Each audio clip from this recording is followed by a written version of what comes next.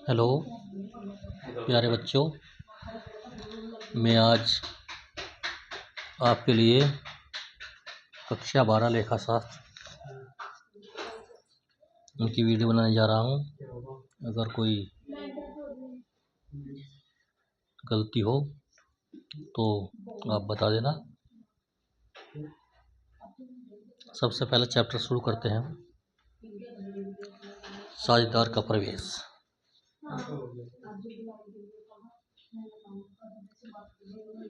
साझेदारी खाते एक साझेदारी का परिचय।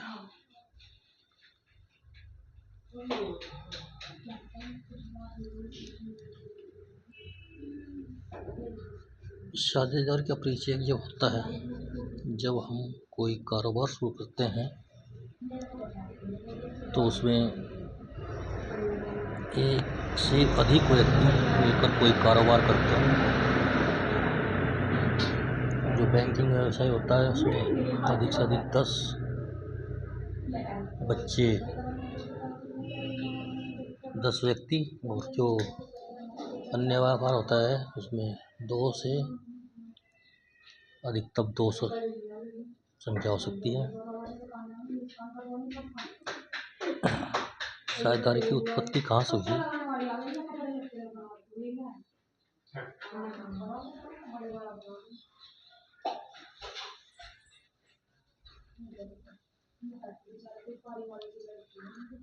साझेदारी की उत्पत्ति कहाँ से हुई? जब कोई व्यवसाय हम बड़े पैमाने पर करते हैं, एक आदमी या एक व्यक्ति उसे संभाल नहीं सकता, ना उसके पास इतनी पूंजी होती है कि वो उसे अच्छी तरह चला सके, और ना ही उसकी देखभाल ढंग से कर पाता है।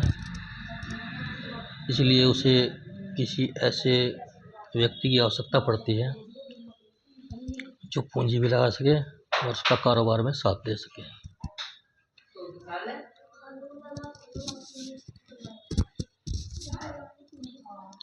तो वह एक कोई ऐसा ईमानदार व्यक्ति ढूंढता है जिसमें उसके कारोबार को चलाने में उसकी सहायता कर सके और पूंजी लगा सके।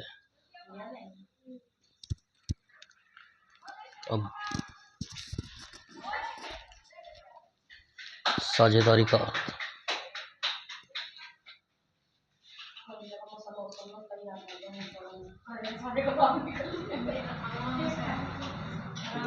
साझेदारी का अर्थ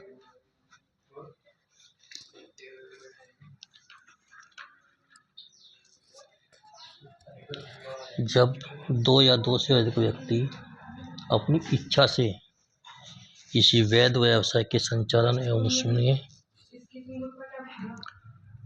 अर्जित लाभों को परस्पर बांटने और उसके निजी धन संपत्ति, श्रम, कुशलता आदि को लगाने के लिए सहमत हो जाते हैं।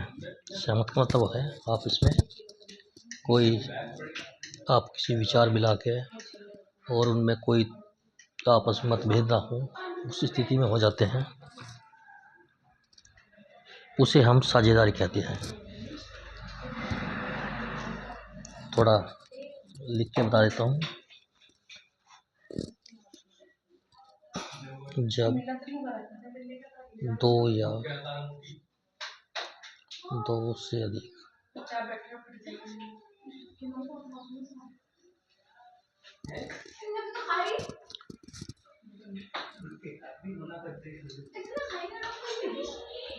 व्यक्ति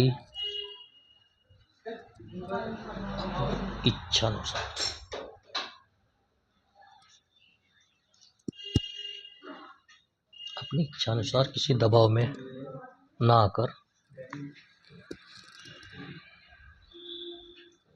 किसी वैध का मतलब होता है कानूनी रूप से कोई गलत कार्य ना हो, वैध व्यवसाय व्यवसाय कह सकते हैं या कारोबार कह सकते हैं के संचालन एवं उससे अर्जित लाभों को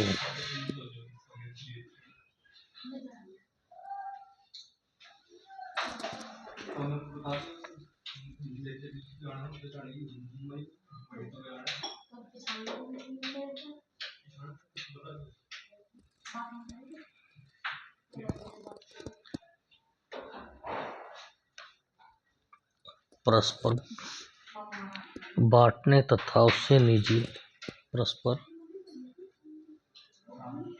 बांटने तथा उससे निजी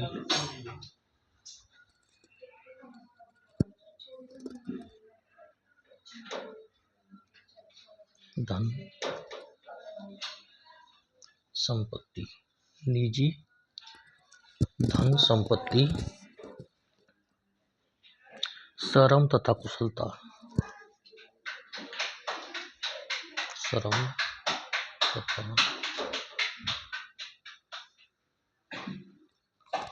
कुशलता बस और क्या करो आदि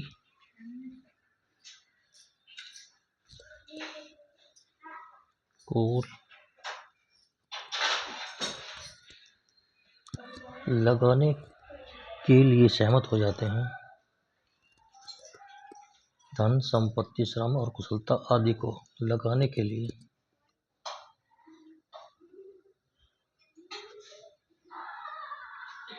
सहमत हो जाते हैं।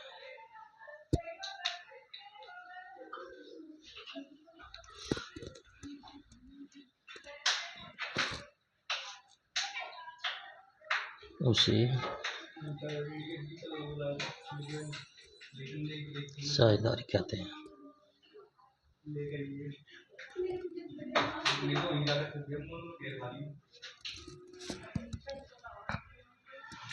भारतीय साझेदारी अधिनियम 1932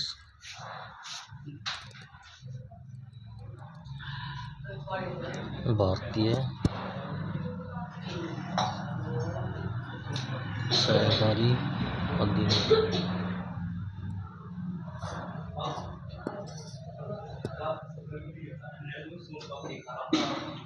अधिनियम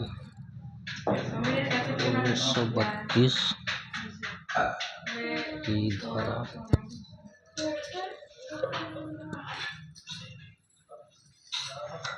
4 के अनुसार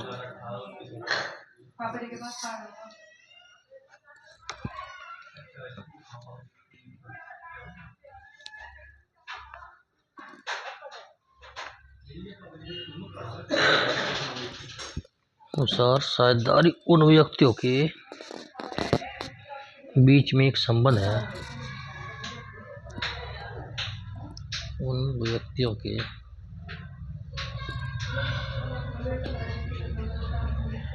बीच में एक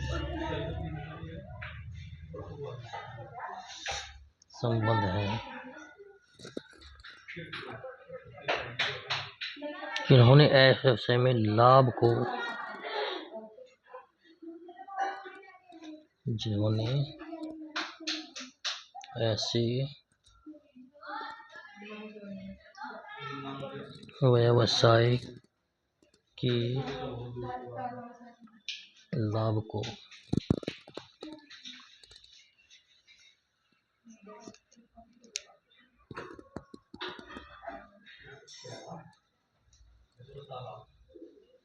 आपस में बांटने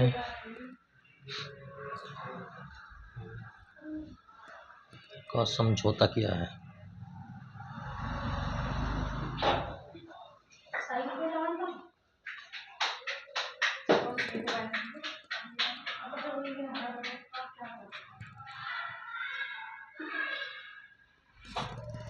उसमें ज़्यादा जो ये भारतीय साझेदारी अधिनियम 1932 की धारा 4 के अनुसार, यहाँ तक इसे जरा मोटे से लिख लेंगे।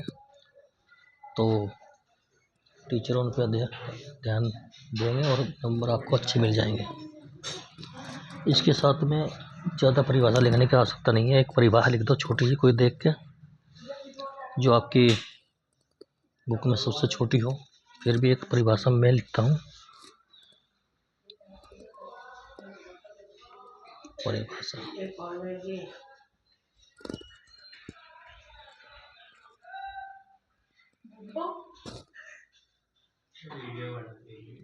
प्रोफेसर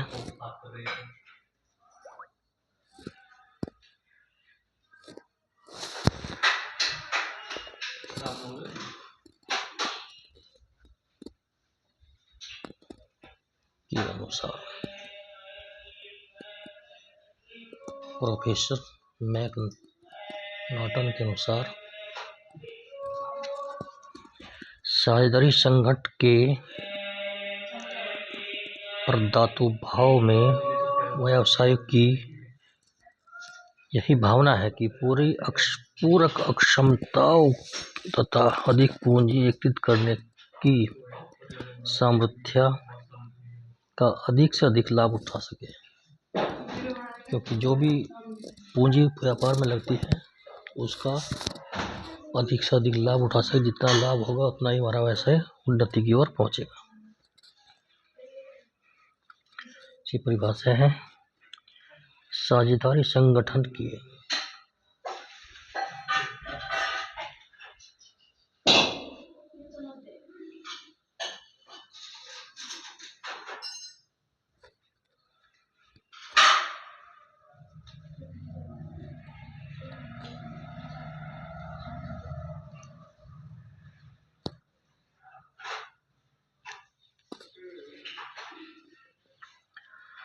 व्यवसायों की यही भावना है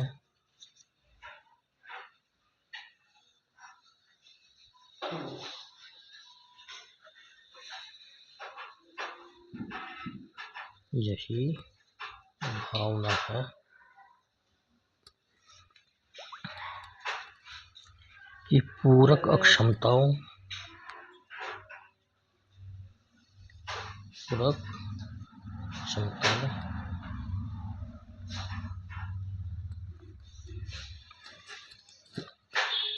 तथा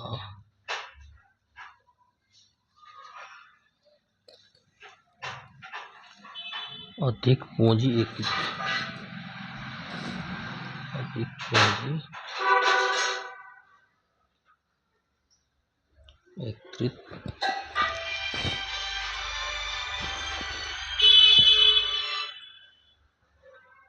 करने की सामर्थ्य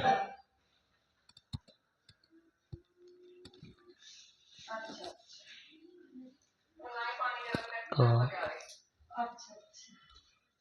अधिक से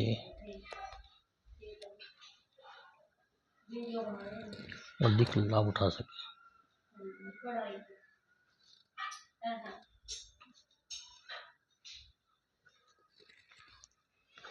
एक परिभाषा काफी होती है और परिभाषा जो भी दे रखा है, जिसने परिभाषा दी है, उसका नाम भी मोटे अक्षरों में लिखना है, जिससे कि जो टीचर कॉपी चेक करे बोर्ड की, उन्हें सब पता लग जाए कि हाँ ये चित्र बना हुआ है।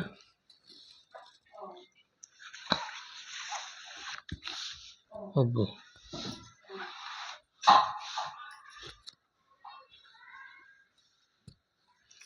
अगला प्रश्न शुरू करते हैं।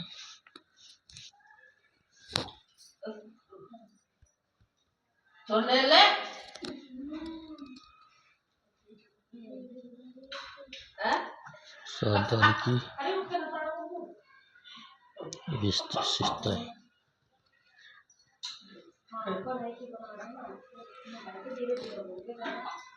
या लक्षण या तत्व भी क्या दें भाई। अगर आप लोगों को इसमें गुण पूछने लगे तो विशेषता ही किस चीज़ की विशेषता ही इसके गुण कहते हैं। इसकी विशेषता क्या है?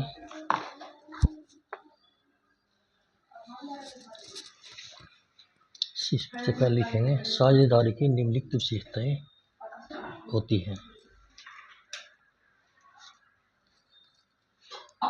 साझेदारी की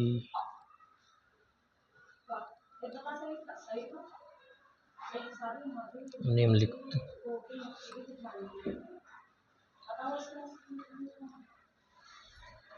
विशेषताएं होती हैं। आपको इसमें कोई ज़्यादा कुछ नहीं करना, केवल जो विशेषता हैं उनके जो मेन पॉइंट हैं, हेडिंग है, उन्हें ही आपको लिखना है और बस इनके सामने एक लाइन लिख देनी है। विशेषताएं होती हैं नंबर 1,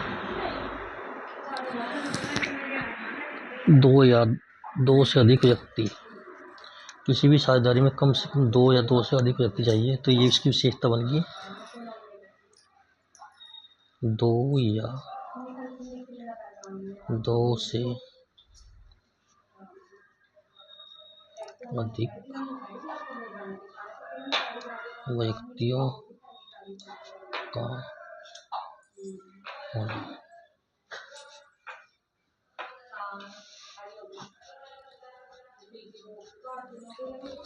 साझेदारी में कम से कम 2 व्यक्ति हो और अधिक से अधिक 200 व्यक्ति से अधिक ना हो। कम से कम 2 या 2 से अधिक व्यक्तियों का होना साझेदारी का मेन पॉइंट होता है। और इसमें आप जब लिखेंगे किसी भी साझेदारी में 2 या 2 से अधिक व्यक्तियों का होना साझेदारी कहलाती है। दूसरा पॉइंट है आपसी समझौतों का होना।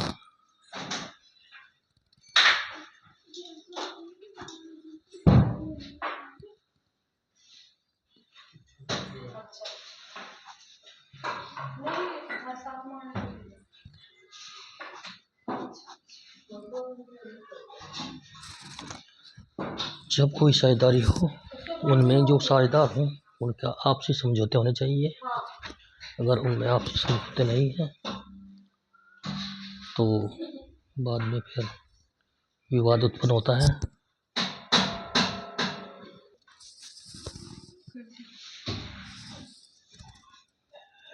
नंबर 3,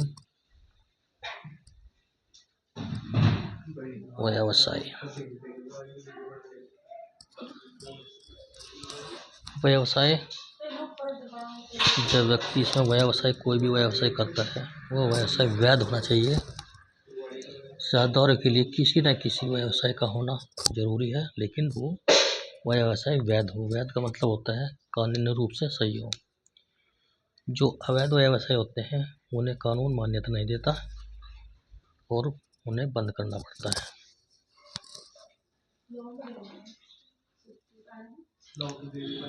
सामान्य व्यवसाय का वैध होना बहुत लाभदायक होता है। नंबर 4 होता है भाई व्यवसाय का उद्देश्य लाभोपार्जन करना, उसका विभाजन करना।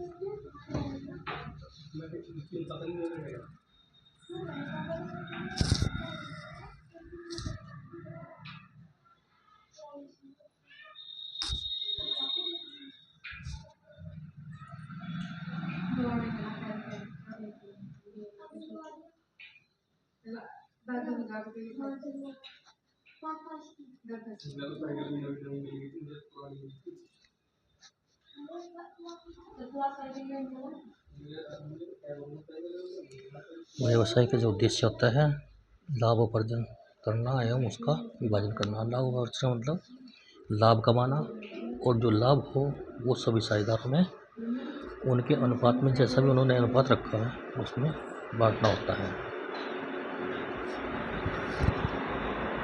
व्यवसाय का संचालन लाभ कमाने के लिए होना चाहिए। साझेदारी व्यवसाय का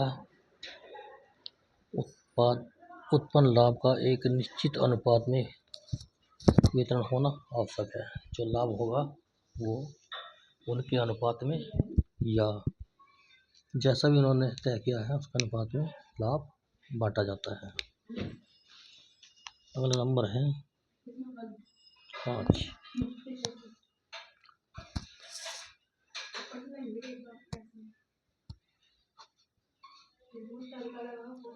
व्यवसाय का संचालन।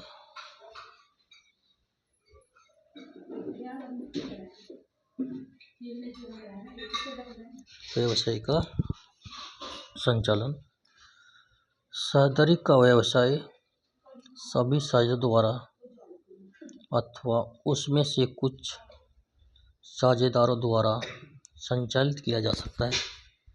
साझेदारी में जो व्यवसाय करेंगे सभी साझेदारों का होना निश्चित नहीं है, उसमें कुछ साझेदार उसका संचालन कर सकते हैं। क्योंकि किसी काम को करने के लिए अगर ज़्यादा व्यक्ति होंगे तो उनका निर्णय ठीक नहीं रहता। आपस में सलाह करके जो ज़्यादा बुद्धिमान आदमी होता है उसे व्यवसाय का संचालन हर प्रत्येक व्यवसाय में सौंप दिया जाता है, जिससे कि व्यवसाय में अधिक लाभ हो।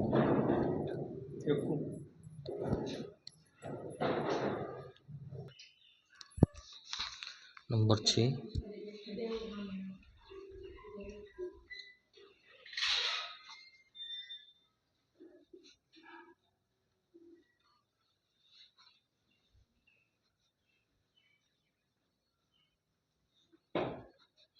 होता है भाई व्यवसायी एवं एजेंट का संबंध।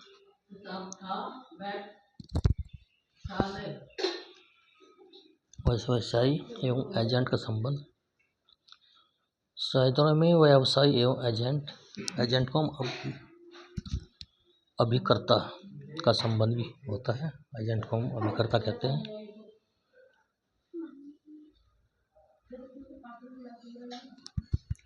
नंबर 7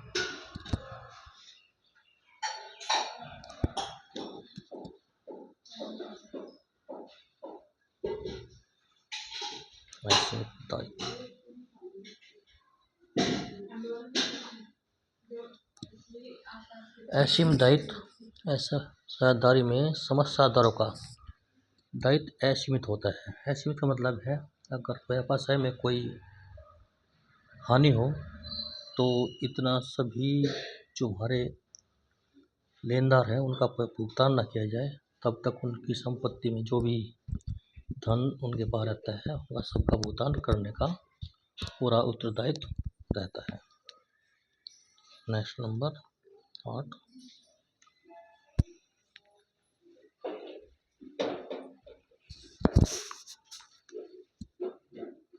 पृथक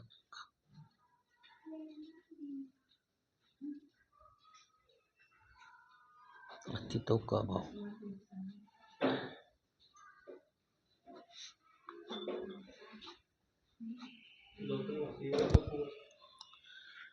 पृथक अस्तित्व का अभाव साझेदारी व्यवसाय में साझेदारी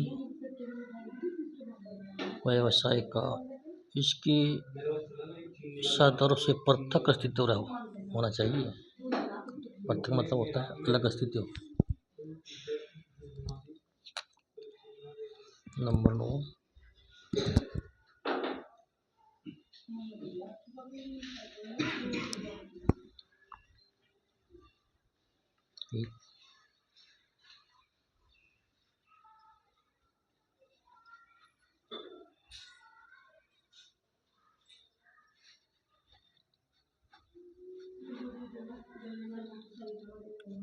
हित हस्तांतरण पर रोक। हित क्या होता है?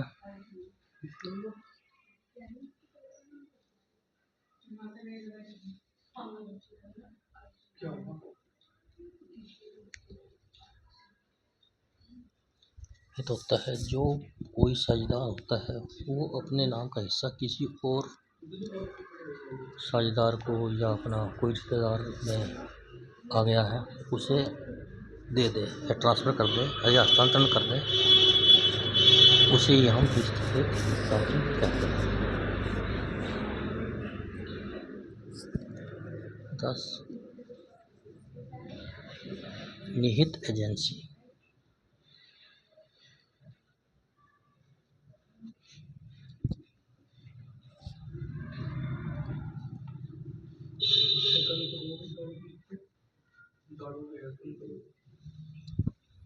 निहित एजेंसी प्रत्येक साझेदार को फर्म तथा अन्य साझेदारों के नाम पर कोई भी कार्य करने का अधिकार होता है और यह कार्य व्यवसाय के लिए मान्य होता है। आज पहली वीडियो डाल रहे हैं, मुझे उम्मीद है कि आप लोगों का सहयोग मिलेगा और आप लोग साथ देके। एक बात ध्यान रखना, दोस्त कम बनाओ क्योंकि टाइम पे बदल जाते हैं। पैसा कमाओ, जो फटे पुराने हैं सब चल जाते हैं, यकीन ना हो करके देख लो। धन्यवाद।